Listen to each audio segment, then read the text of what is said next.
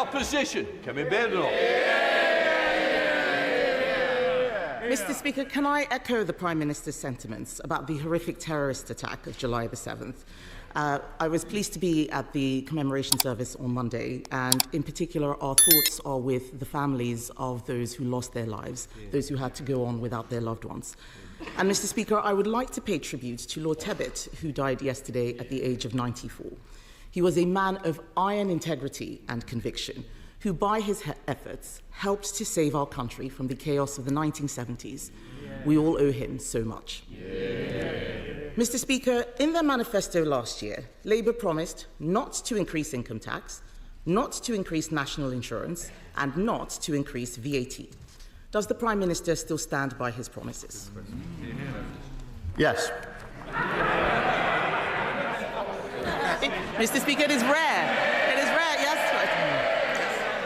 It is rare that he's able to give a clear answer, but I'm glad that he has done so, because he also promised, in fact, he boasted that he solved the doctor strike. But only a Prime Minister who was so weak and giving 28% pay rise to doctors, only now we see that they're still voting to strike again. He folds in every negotiation and claims that it is a triumph. Yes, he does. And we saw at the budget, Mr. Speaker, more promises. The Chancellor promised that she would lift the freeze on income tax and national insurance thresholds, because in her words, they hurt working people. Is that still government policy? Mr. Speaker, no Prime Minister or Chancellor is going to write a budget in advance. We are absolutely fixed on our fiscal rules. We remain committed to them. We remain committed to our budget, to our manifesto commitments. I realise that sticking to your fiscal rules and your manifesto commitments is a bit unfamiliar to the party opposite, but it's because of the decisions the Chancellor took, that this government has taken, that we can update the House. £120 billion of inward investment into this country since we took office.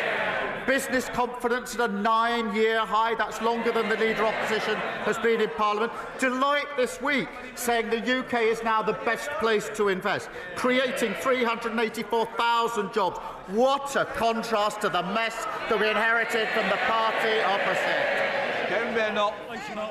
Mr. Speaker, there is no clear answer there. The whole House would have heard him fail to rule out freezing tax thresholds. He could say it in the first question, he could promise, but he couldn't this time round. But what does this mean, Mr. Speaker? He's talking about record investment and more jobs. We know that people are losing their jobs. Unemployment has gone up under Labour every single month since it's their year in office. But what does it mean on this issue of tax thresholds? It means that under Labour, millions of our poorest pensioners face being dragged into income tax for the first time ever. Does the Prime Minister think it is right that struggling pensioners should face a retirement tax?